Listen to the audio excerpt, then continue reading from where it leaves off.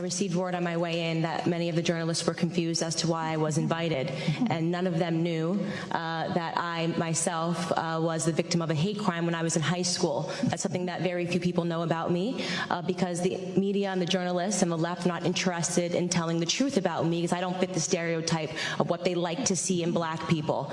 I'm a Democrat. I support the President of the United States, and I advocate for things that are actually affecting the black community. I'm honored to be here today in front of you all because the person sitting behind me is my 75-year-old grandfather. I've always considered myself to be my grandfather's child, and I mean to say that my sense of humor, my passion, and my work ethic all comes from the man that is sitting behind me. My grandfather grew up on a sharecropping farm in the segregated South. He grew up in an America where words like racism and white nationalism held real meaning under the Democrat Party's Jim Crow laws. My grandfather's first job was given to him at the age of 5 years old, and his job was to lay tobacco out to dry in an attic in the South.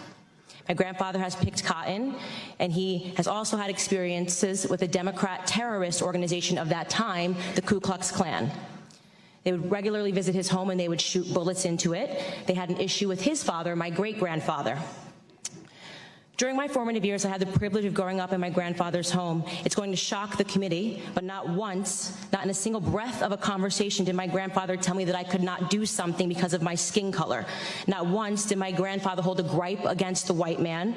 I was simply never taught to view myself as a victim because of my heritage. I learned about faith in God, family, and hard work. Those were the only lessons of my childhood.